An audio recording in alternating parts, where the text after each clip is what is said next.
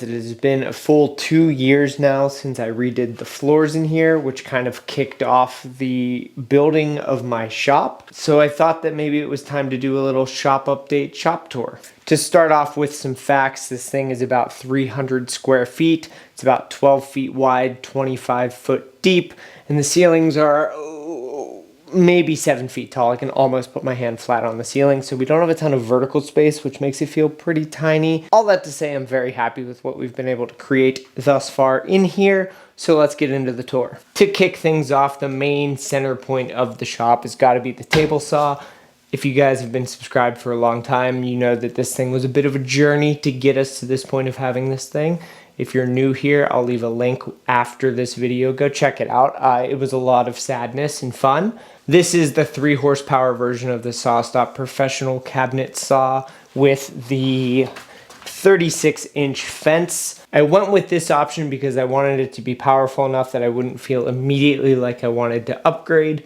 Putting 220 in here wasn't a big deal. It's a pretty easy run from my service panel, as well as having room for more breakers. Putting the power in was not a big deal. I went with the 36-inch fence because the width of the bigger saw, which I think is about a 56-inch fence, maybe it's 48, I forget. It just would have been too wide for this garage. Ideally, I would like to put this thing in the center, but just the way it works, it didn't make a lot of sense. And Michael Alm was a good inspiration. His shop is similar sort of rectangular shape. His is a little wider from what I've heard, and maybe just a little bit longer. He also has really tall ceilings. Michael has his table saw off to the side like this, and I thought that that was a good to free up some more room in here, and so far it's been working great.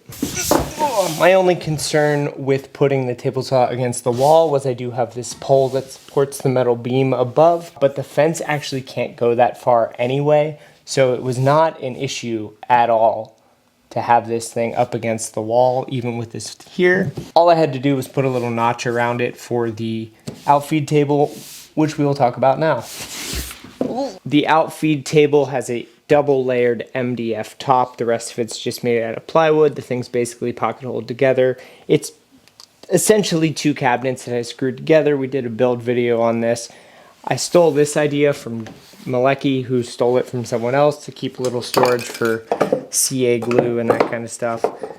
In the bottom, I also keep kind of grab and go stuff. Like this is my bag that I take with me if I'm doing projects at someone else's house or taking tools to work. It's a work in progress, but this is sort of just like the quick storage for fasteners, electrical, regular handyman type tools, and some cases for some other stuff. I put a set of drawers over here in the corner so I'd have some room for some stuff. This top drawer is just kind of pencils, marking stuff. Honestly, it's a junk drawer. And then I've got a hot glue gun and some fasteners. Other junk drawer, soldering iron and sandpaper.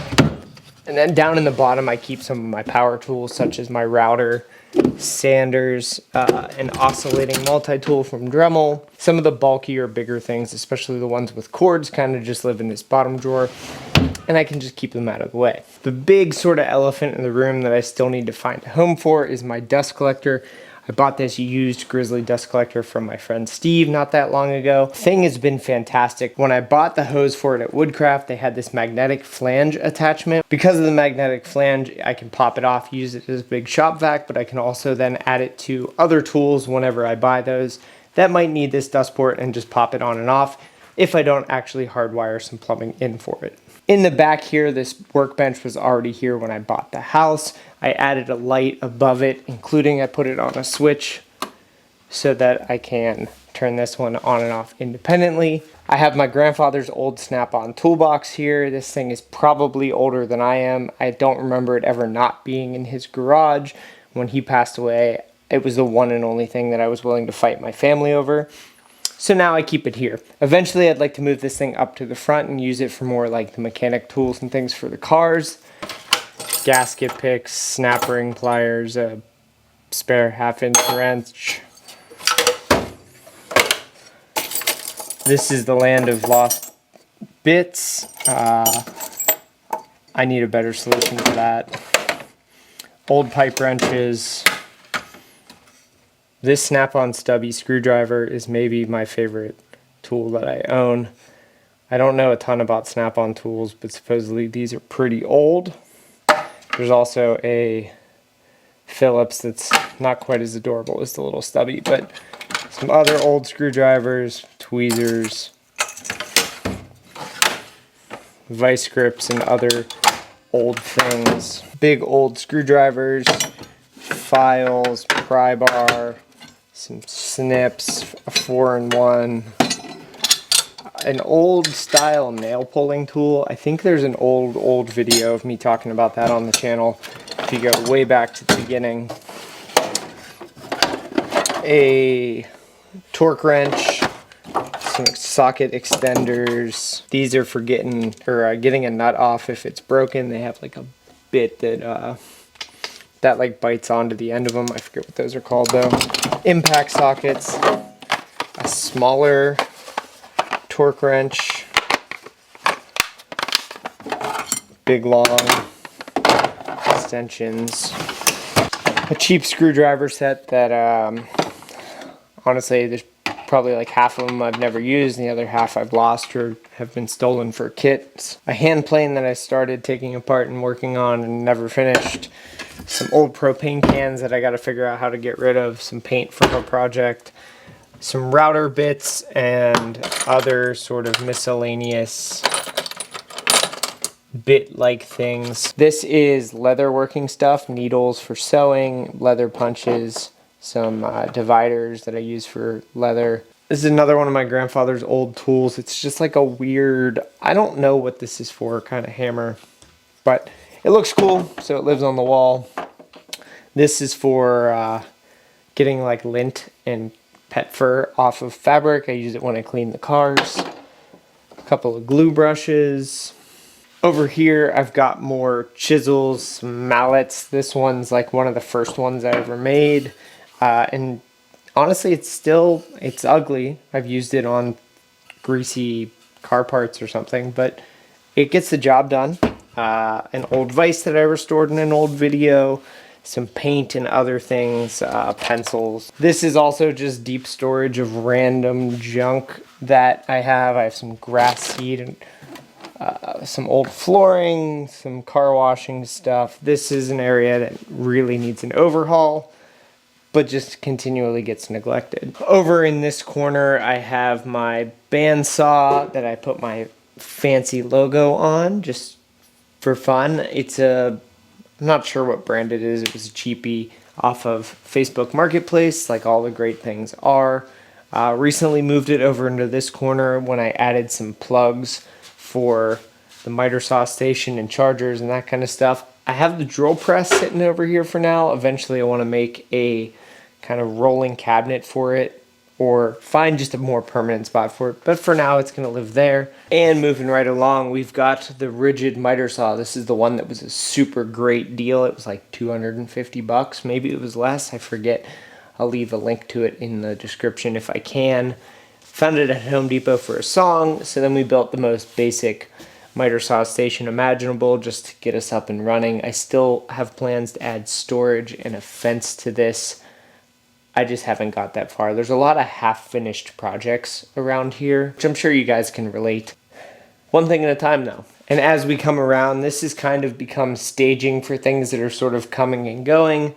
Got some materials for a project that I'm helping a friend with that we're in the middle of. I forget exactly what it is she does, but some sort of like crafting, DIYing, and we're building a workbench for her. I still have a track saw on loan from a friend that he actually needs back, so that's sitting here because that's on its way out. I've got some wrenches that I use when I'm working on cars and things in the driveway. I want to replace this 4x4 table, which was one of the first things we built on the channel. As much as I like that table, it's just taking up space. I want to replace it with one of those wooden topped toolboxes, like with the drawers and maybe some storage stuff. I've seen a lot of good ones. I'm also hearing really great things about the Harbor Freight ones. Something that I can put the Snap-on box that we looked at earlier on over here, create all of the mechanics and outside sort of wrenches and that kind of stuff.